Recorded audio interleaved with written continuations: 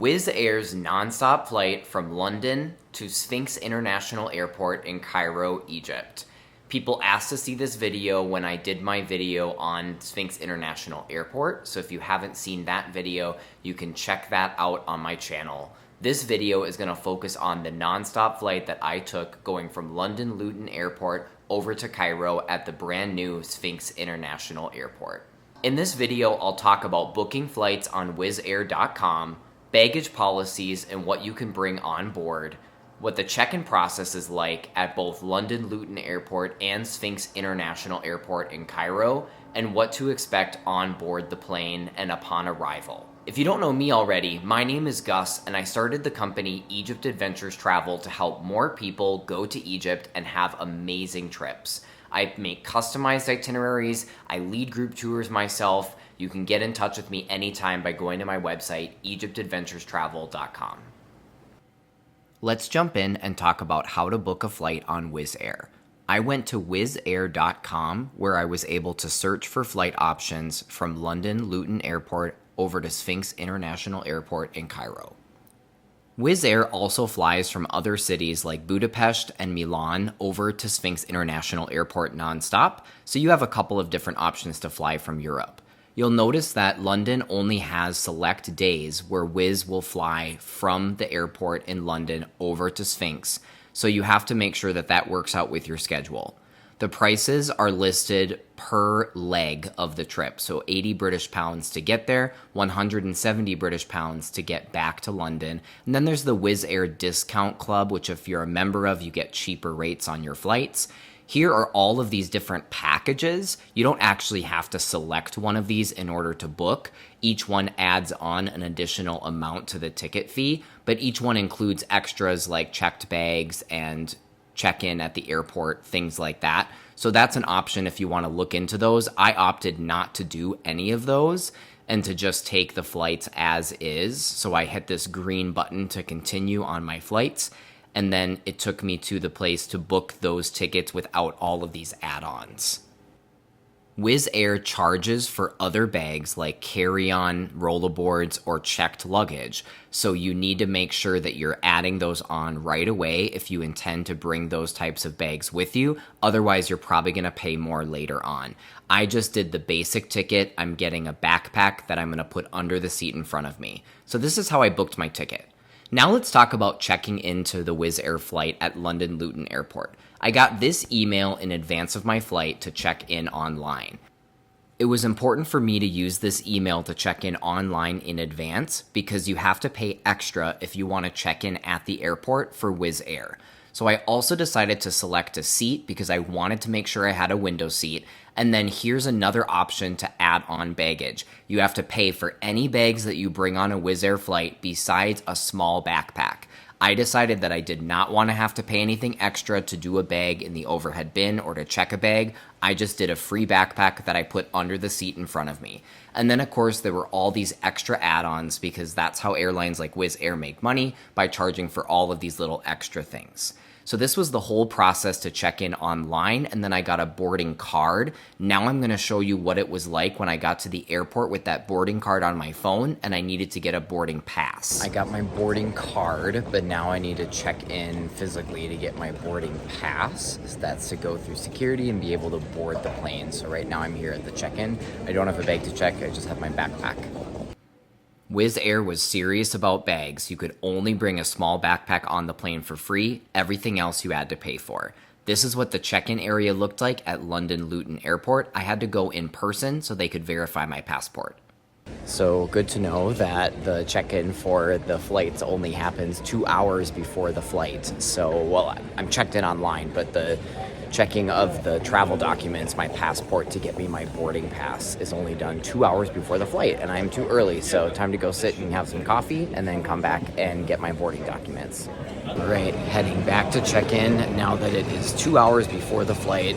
I'm already checked in, but I need to get my actual boarding pass, and in order to do that, I need to show my passport to somebody at Wizz Air.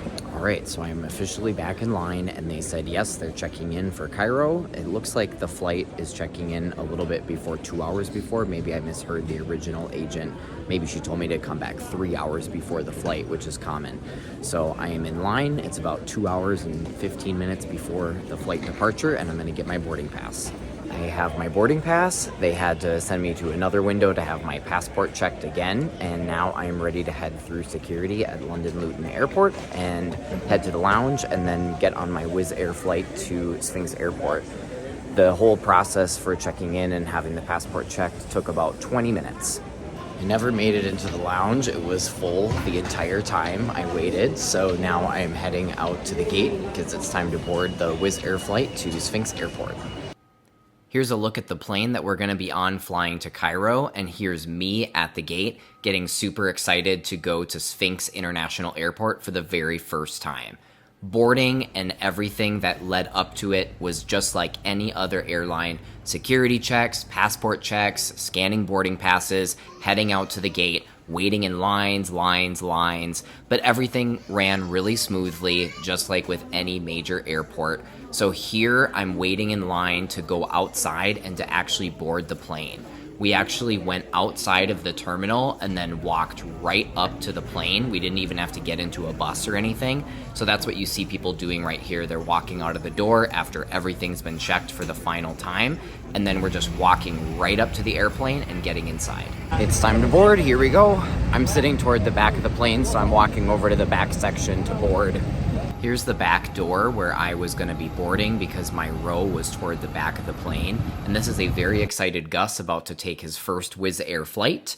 And here's what it looked like getting onto the plane and boarding, and then I'll show you what it's like once I got inside. This plane had 3 seats and 3 seats with the aisle going down the middle. And boarding was pretty standard, nothing to note there. Everybody jockeying for space in the overhead bins, getting settled. Here's a look at my row that I sat in. I was that seat in the window. The seat was fairly comfortable. It was what I was expecting for a budget flight. The plane was pretty full. There were only a few empty seats.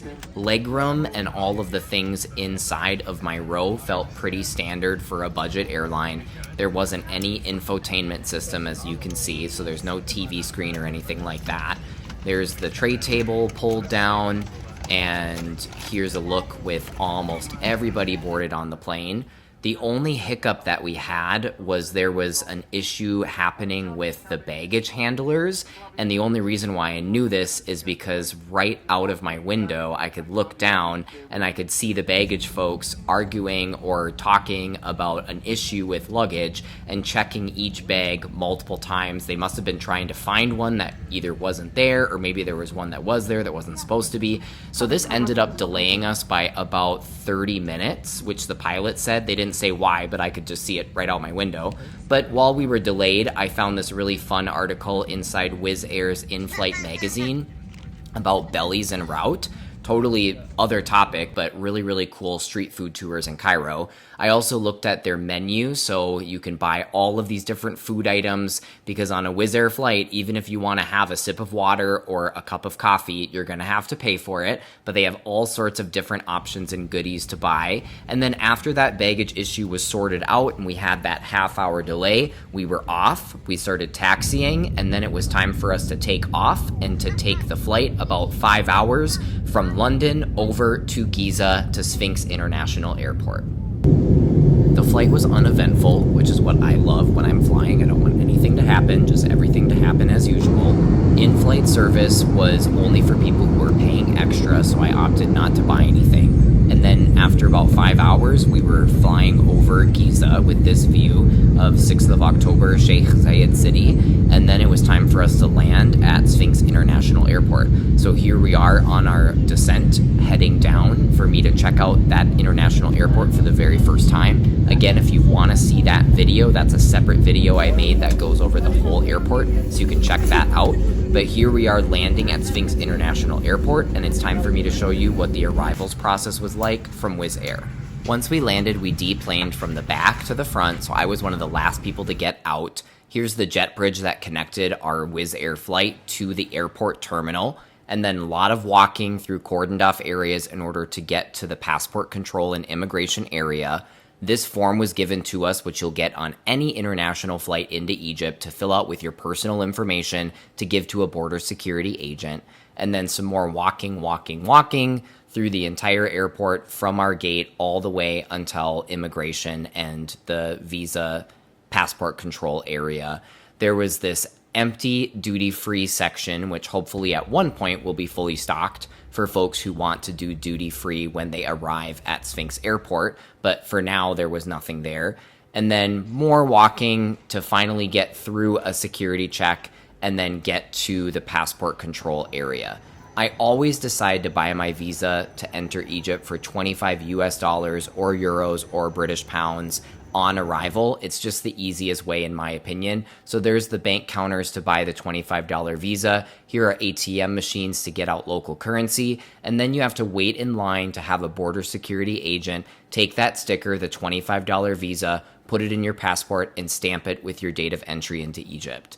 I didn't do any bags, but that's the baggage claim area. And then after I got my visa stamped, I walked out of the airport with my backpack and checked out the outside of the airport quickly, while I also ordered an Uber to get from Sphinx to downtown Cairo. I had to cancel my Uber a couple of times. Uber doesn't always work on the very first try in Egypt. Some drivers just aren't serious about coming to pick people up. But once I got my Uber, I was on my way into the city center. Now I'll show you the reverse journey, heading from Sphinx International Airport back to London Luton Airport on my Nonstop Wizz Air flight. I took Uber and arrived to the airport 2 hours before departure. I recommend getting to this airport between 2 to 3 hours before departure for an international flight. I had to walk over to the right side of the building. That's the international departures area. Again, my YouTube video on Sphinx Airport goes more in detail to the actual airport itself. Here's me with my passport. They had to check it and check my ticket to get inside. And then there was this security line, the first of a few, and I had to check in person. So Wizz Air did not charge me to check in at Sphinx International Airport because they don't have an option to check in online. So I had to check in person. I got my boarding pass. I had all of my documents checked, and I didn't have to pay extra for that. Upon departure from Egypt, you'll get this form to fill out, just like the form you filled out when you arrived. You give this to a passport security, border security agent. They'll check your visa and make sure you didn't overstay your time in Egypt, stamp your passport, and then you can head to the gate area at the airport. There were a few different options at Sphinx International Airport to get a snack, to have a meal, or to have a coffee while waiting for the Wizz Air flight. And this is the duty-free area, so I showed it to you earlier from up above. Here it is from the ground level. Nothing is in the duty-free area at this point, but hopefully at some point it'll be stocked, and then folks who are taking this Wizz Air flight can stop and get something on their way out of Egypt. There was also a lounge that I was able to access because I have priority pass. It's called the Pearl Lounge, so that's where I hung out while I was waiting for the flight to board. They had a bunch of different food items, hot and cold. They also had some different drinks. No alcohol, but they had a coffee machine, which was nice. After hanging out at the lounge and having a quick dinner and having some drinks, I headed to the gate for the Wizz Air flight. Everything, just like at London Luton Airport, was very streamlined and easy. They checked passports, they scanned boarding passes, everybody queued up, and then we boarded the plane. The only difference was there was a jet bridge connecting this airport to the airplane, whereas in London we had to walk outside and then board the airplane from outdoors. So here's the jet bridge that we walked across to get inside of the plane. It's time to get on my Wizz Air flight from Sphinx International Airport over to London at London Luton Airport, and I'll show you what it's like on the plane when we get on board. Here's the inside of the plane. It was the same plane that we flew from London over to Sphinx Airport, so everything will look really similar.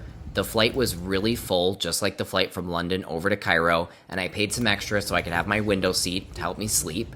The seat configuration, no infotainment system, legroom, everything is the same details that you saw from the flight from London over to Cairo. We didn't have any delays leaving Cairo, so once our departure time came around, we taxied away from the gate, and then we took off, and we had about 5 hours from Sphinx International Airport to London Luton Airport. The flight was uneventful, nothing to report. I slept for most of it, but the flight attendants did come around to do in-flight service for folks who were willing to pay extra to have water, a dinner, coffee, tea, snacks, and things like that. So after 5 hours or so, we landed at London Luton Airport, either really late at night or really early in the morning, depending on how you look at it.